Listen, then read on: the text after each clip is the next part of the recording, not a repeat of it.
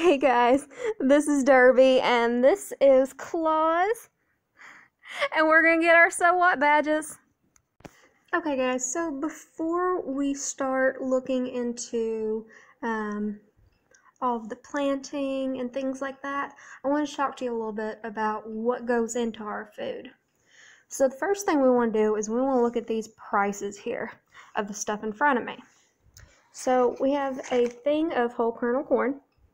This is about, depending on where you are from, I bought this for 49 cents, but it can be up to $1.25.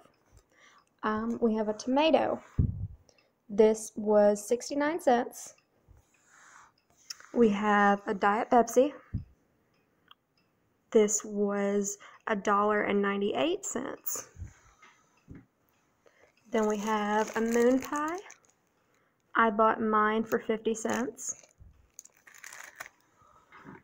We have oatmeal, instant oatmeal. This was on sale for $1. It is out of date though, so that's probably why. We have some mac and cheese here. This were 2 for $1. Have a gallon of milk that we drank, and this was $1.98. That's a half gallon, not a gallon, half gallon. Then we have a thing of tomato preserve. This my grandmother actually made. And then these are to talk about later. So let's talk about the difference between a convenience food and a fresh food. So a convenience food is any food that you can go ahead and eat right off the bat. With this, we're going to look at the moon pie. So what gives us the price that it was? So I got mine for 50 cents. This was on sale though, and usually you'll get these maybe about $1.50. But what makes that price? I looked online, and this moon pie right here actually costed 20 cents to make. Altogether, that's all that's in this. Plastic, the cookie, marshmallow, everything. 20 cents. So what are we actually paying for whenever we pay $1.50? Well, the first thing we are actually paying for is shipping. While this is lower shipping and a little bit faster, you can get about 200 of these sent for about $40. Maybe a little bit less, depending on where you are shipping it from and to. The retail store that you're buying from adds a little bit extra themselves so that they can make money, so that they can pay their workers. The one thing that really keeps this price down as opposed to making this yourself is the expiration date. These can last a few months to a year on the shelf. So whenever you think about it, this in comparison to, say, a tomato, which will stay on the shelf for maybe a week, maybe 2 weeks, you're going to be able to keep this on the shelf a lot longer, so you don't have to keep restocking. And then that is because of the preservatives that go into it. So whenever we're looking at the back, we can look and we can see, oh, here's the cholesterol, sodium, carbs, all that. But if you turn it to the side, you can actually look at the ingredients. So we have wheat flour, vitamin-rich, reduced iron, thiamine, monotrite, riboflavin. A lot of these are just fillers. They're fibers. They're like gelatin, soy, salt, corn sugar, cornstarch. These are things just to make it feel better, make it taste better. This is just everything that's added. We can see where it's coming from. We can see everything that we need to know about this. They even give you instructions on the back on how to make it taste better by microwaving it. My grandmother's been doing that since she was a kid, so I think she knows that. The one thing that brings this price up, though, is the convenience of it. So you can walk into any place and you can be like, okay, hey, I want something quick to eat. So between getting this or getting a tomato or getting some corn or macaroni and cheese or some milk, you're probably going to go for this because it is ready for you. You can eat it as soon as you want to. The other thing that we are looking at is the price of fresh foods. The shipping on this is a lot higher because you do need the storage trucks, the cool trucks, to take this from one place to another. And it has to get there a lot faster. So say this one came from California. I don't actually know where this one came from because there isn't a sticker. But say this came from California and it's going all the way to Maryland, or it's going all the way to Florida, or Kentucky, or Michigan. Well, it's got to get there really, really fast. Really fast. Because it still looks pretty. And you want it to look pretty whenever it's sitting on the shelf. So that makes the shipping cost a lot higher. Another thing that goes into this is all the different processing that goes into cleaning these, putting a very thin layer of wax, if like some places do with their apples and their tomatoes. This one I don't think has that. Nope. This is just a fresh tomato. And it's still really pretty, but it's not as pretty as, say, one of them that you would get from a bigger market than the one I got this from. There is the washing, processing, some places use dyes. There's a lot of science that goes into making the perfect tomato. Like, this is aroma. And as soon as you look at it, you know it's aroma tomato. Well, what gives it that distinctive shape? All of that has to go into the science of the seeds. And then we have to look at the equipment that goes into this. So, well, a lot more farmers and farms are switching to mechanical pickers for tomatoes and corn and all of that. There are some places, if you've ever seen a farm on TV, you see a lot of people walking down rows and picking these by hand. That adds labor cost, paying those people so that they can go home, eat, provide for their families and everything, versus the equipment. A lot of bigger farms will go for larger equipment instead because it is technically cheaper for them, but they still have to pay for that equipment. So that is something else that goes into it. Storage is a big one. Wherever you have things like moon pies or canned corn or canned tomatoes, even the macaroni and cheese and the instant oatmeal, it's going to be a lot cheaper to store a lot more of those because these can be frozen, they can be held, or they can just go right onto the shelves because they have such a long lifespan. But if you look at the tomatoes and the milk, those have very specific things that goes into them. You're going to have to find the perfect storage, you're going to have to find the closest place to where they're being sold, and so on. And then you have to look at weather. That is one big thing whenever it comes to the prices of fresh food. So say there has been a drought, or say there has been flooding. A drought is where there isn't enough water, or a flood is whenever there's too much water. Then there's times when it gets too cold and all the plants may die. Well, that's going to bring, all three of those are going to bring the prices up. But if you have the perfect planting season or the perfect milking season, then those prices are going to go down instead. Whenever we do look at like the moon pie versus say a star crunch or a zebra cake, you have to look at the demand of it. More people are going to go for say a moon pie than they're going to go for a star crunch, or more people are going to go for instant oatmeal instead of the oatmeal that you have to prepare yourself because there's flavorings in it and things like that. Let's look at the back of the oatmeal packaging actually. You see here that there are 4 different kinds inside of this, and each one of them has a list of contents. So whenever you're looking at this, oatmeal has a really long shelf life as it is. But with the bananas and cream, you have the whole grain rolled oats, sugar, creamer. Those are very basic.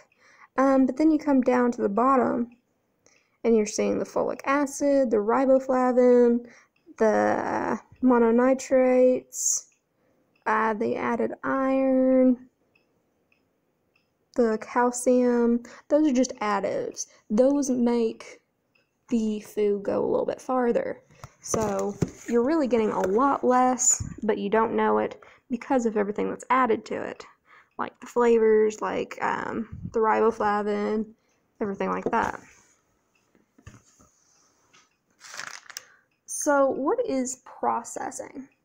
Well, processing is any food that has been cooked, canned, frozen, or packaged to change the nutritional composition. And this is through fortifying, preserving, or preparation. So this right here, the only processing that's came through it is being washed, and that's it. So there isn't any actual processing here. It has just been washed so that there isn't any bacteria or anything on it that could hurt you. But then you look at this corn right here, which has been canned, it has been cooked, it has had things added to it, and you can see right back here in the ingredients: corn, water, sugar, and salt. So that salt and sugar, if you've ever ate plain corn out of the can, you can't really taste that salt and sugar. So you're going to end up adding more yourself later on, versus just cooking fresh corn or fresh green beans, fresh foods. There's a lot of things that are considered good processing, like washing the tomatoes in hot water, or milk. This is just an empty bottle that I had lying around. But this has been processed. Let's see if we can find how it is processed on here. So we have this Nutritional Facts, and whenever you're trying to look at what you are eating or drinking, you want to look at the Nutritional Facts sheet on the back or on the side. So in the ingredients, you see reduced fat milk, vitamin A, palmitate, I cannot say that word, and vitamin D3. So these two last ingredients, while we have the reduced fat milk, which is just milk that has been pasteurized, adding in the vitamin A and the vitamin D3, this is processing that makes the milk good for us. We see here that it has some good calories. We can see the fats that are coming out of it, cholesterol, the carbohydrates, the vitamin D that's going into it, calcium, potassium, and vitamin A. So this is what's considered good processing. This is what makes it good to drink, because if it didn't have that processing, we wouldn't be able to drink it. But if we look at the corn, this is considered a bad type of processing. While it's still perfectly edible, it's still okay for you, those salts and sugars that are added, they don't do much to the nutritional value. So if you look here, there's 300 milligrams of sodium. That is quite a bit, because if you have ever eaten this corn, you are going to add more salt and butter and everything else to that. But it's considered a bad type of processing. The same for like the moon pies and the instant oatmeal. There are things added and changed. So you lose the good stuff and you're adding in a little bit of bad stuff. There's a lot of things that you want to look for whenever you're picking out your food. So you want to look for impurities, which if I turn this over and it said green beans, it doesn't, but that's just an example. If it said green beans on it or green bean juice, then that would be an impurity. You're looking for the preservatives, which this right here is going to be my example for that. There is a preservative called citric acid in this right here. This is only tomatoes, water, and citric acid added. It has been cooked so that it can be preserved. This one is from 2019, from the spring, about this time last year, and it's still perfectly good to eat. And then added fats. So let's look at the macaroni and cheese. We'll look at the back right here. So in the ingredients, we have enriched macaroni product, which has wheat flour, barley flour, niacin, reduced iron, thiamine mononitrate, riboflavin, which is a additive that changes a little bit of it. It just makes it denser. We have folic acid. In the cheddar cheese, we have whey, dairy product solids, salt, cheddar cheese, cheese cultures, salt, enzymes, modified cornstarch, which is not very good for you to eat. It's all right, but whenever you're looking at these ingredients, you have to be very, very careful. And going down a little bit more, this is only 2% or less, so there's not very much of these in there. So beet juice, I did not know that that was in there. Annatto extract, I think I said that wrong. Beta carotene, which is supposed to be very good for your eyes. Turmeric, which all of these have been added for the color. Citric acid, disodium phosphate. And whenever you're looking at the ingredients, it's very good to check and see if there's anything that you are allergic to. Most places, like this one right here, have added this contains milk and wheat. So if you're gluten-free, you most likely won't eat this. If you're lactose intolerant, you won't eat this. So that is the mac and cheese. And that's how you read your labels. One more label since we have it sitting here. That's very shiny. You can't really see it very well. So we have the information. So there's 0 calories, 0 fats, 0 carbs, but there's 60 milligrams of sodium. So if we come back over here to the corn, there's 300. That's insane. Because you can taste the salt a lot more in the Pepsi than you can in the corn that I have right here. That's insane. Didn't know that. But we can look at these. I can't tell if you all can see it. I can. It's carbonated water, caramel color, aspartame, phosphoric acid, potassium benzoate, caffeine, citric acid, natural flavors, potassium, and you can see like where it was bottled. You can see the caffeine content, and there's even little things on here where you can like play games and all that, depending on where you are. And even a please recycle, which you should always recycle your bottles in one way or another. Make a bird feeder. It's fun. And that is how you read your labels. So, why should we avoid preservatives? Well, a preservative can be good and a preservative can be bad. So you see this with the citric acid, that's okay for you. Citric acid is a naturally occurring sugar in lemons that make it very, very sweet. There are a lot of ones that are made out of a mix of salt and sugar that are also used as citric acid, but they're a little bit different. Things like riboflavin. It's just something that makes food go longer.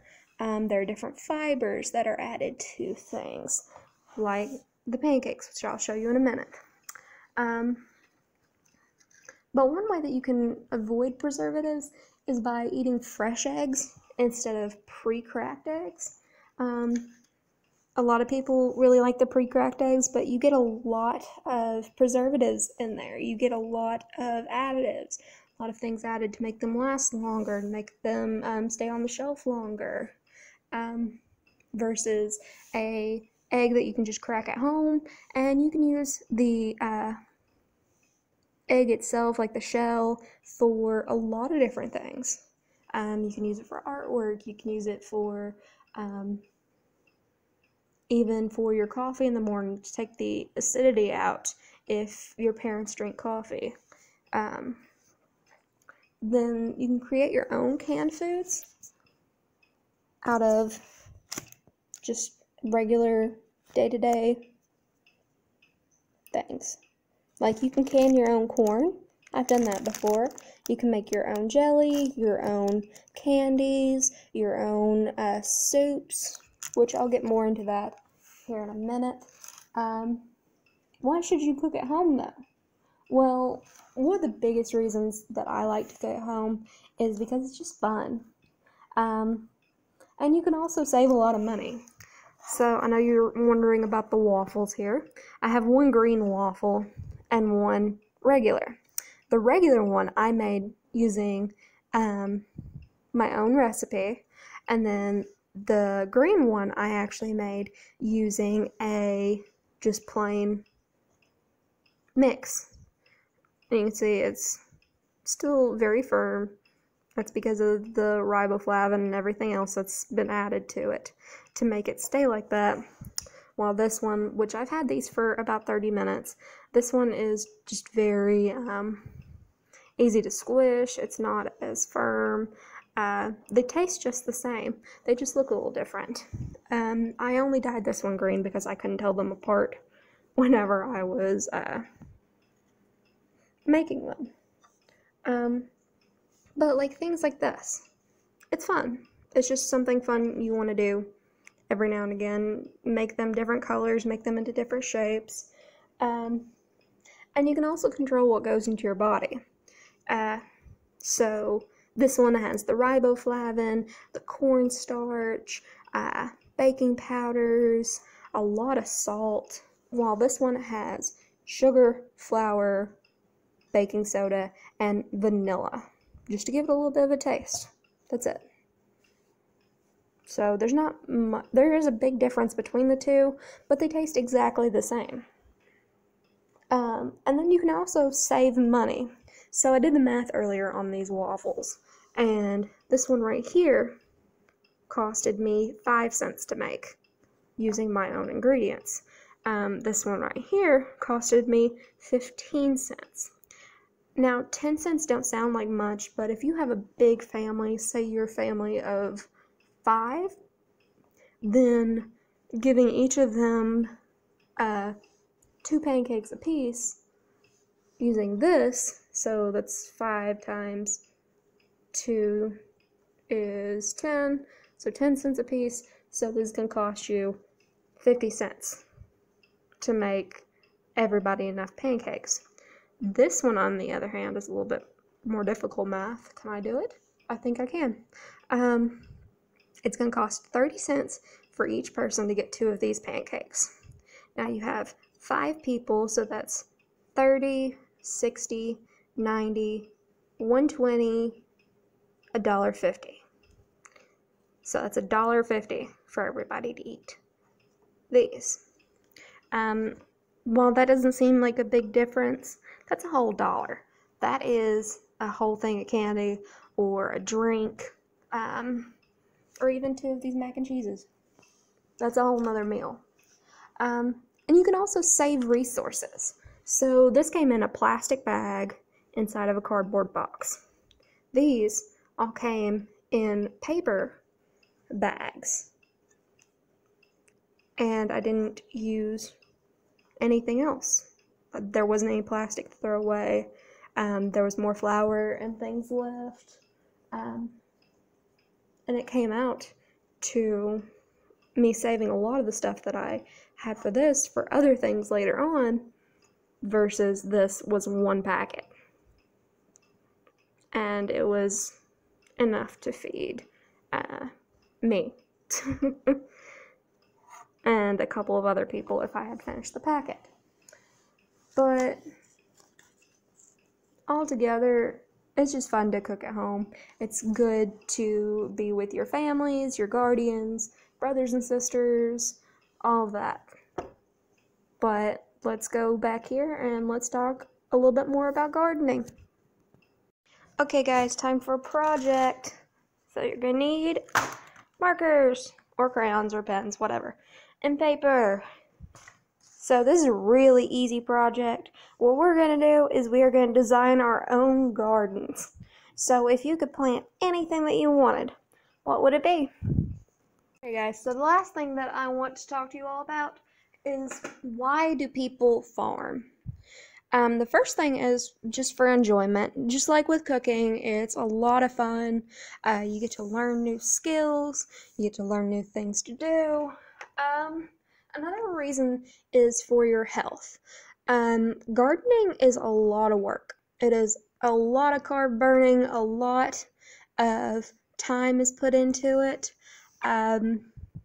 People with depression, with eating disorders, with issues losing or gaining weight will typically start farming or gardening just to take up a little bit more of their time. Another reason is tradition. There are a lot of traditional, oops, things are falling everywhere. I apologize, guys. There are a lot of people who just farm because that's what they know how to do.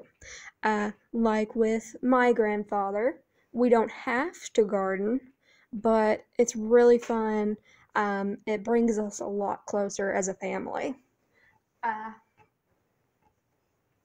Another reason people farm is for a living. A lot of people rely on different things to keep them going in the world. They rely on their crops to sell to different places. They rely on like wool and meat and flowers, things like that, just to make their living every day. A lot of people don't want to farm or garden because they don't have any time. Just like anyone, everyone has to work, everyone has to go and make money eventually. Everyone wants to go on trips, everyone wants to eat the food that they like, so they decide, oh, well, we don't have time to do this, we're just going to get things from the market, and that's it. A lot of people are physically unable to. A lot of people think it takes a lot of land. More people think there's just not enough that they want to do to get to the actual season to pick everything. And it is a lot of work. Another reason that people don't farm is because of money. Say you can't afford enough room, or you can't afford pots and things to hold your plants. A lot of people worry about the space, and they really just don't have the energy at the end of the day. One thing that I really want to talk to you all about actually was companion planting. Have you ever been in class and you started to think about who you're going to pick for your project, a group project, or anything like that. Say you're doing homework together, there's always that one person that is a good writer, has good handwriting. So immediately they're going to be the ones going up to the board to do all of the handwriting.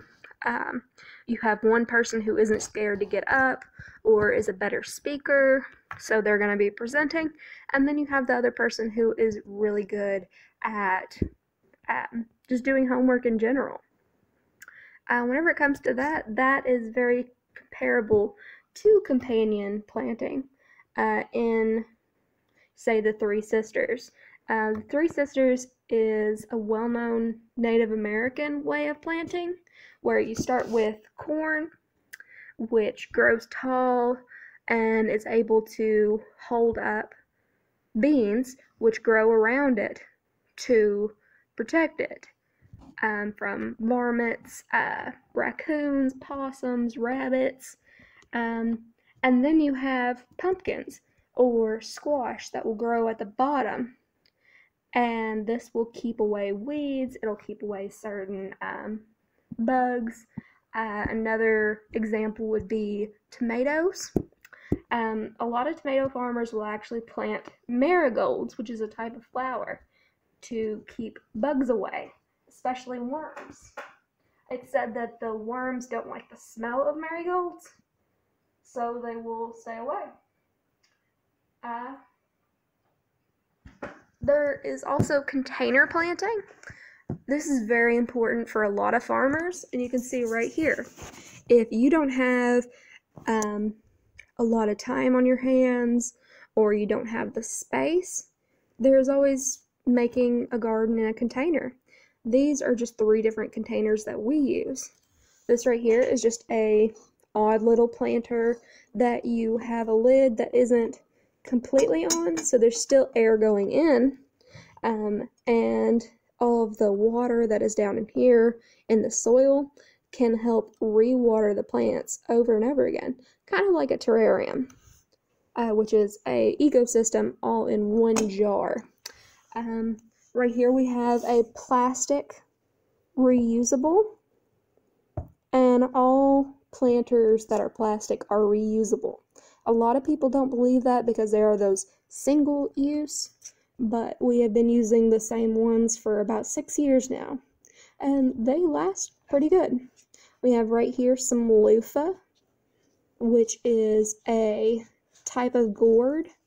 If you've ever heard of a loofah, you know that is something that you'll have in your bathtub, or a sponge that you'll have in your sink. We keep ours in our sink. You can see they're getting really, really big, so they are going to have to be planted tomorrow, or else they're going to die like this little leaf right here. And it's okay if these leaves die, you just pull them off, and they become fertilizer. Just like this. See, that one doesn't want to come off yet, but there we go. And then this is one that I just discovered you can do.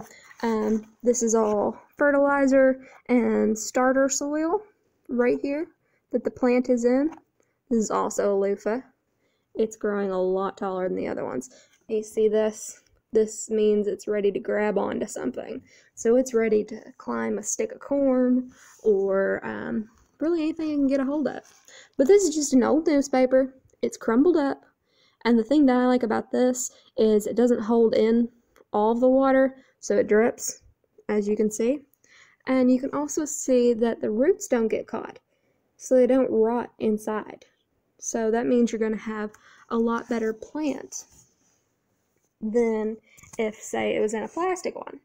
And that plastic one is getting a little bit small for those. And I also wanted to talk about the water that you can use. Whenever you're thinking about water and how it might be too expensive to keep plants, there's actually a lot of different things that you can do to water your plants, such as using the water from noodles, or if you have pet fish, you can actually use the water from their fish tanks as you are slowly changing the water.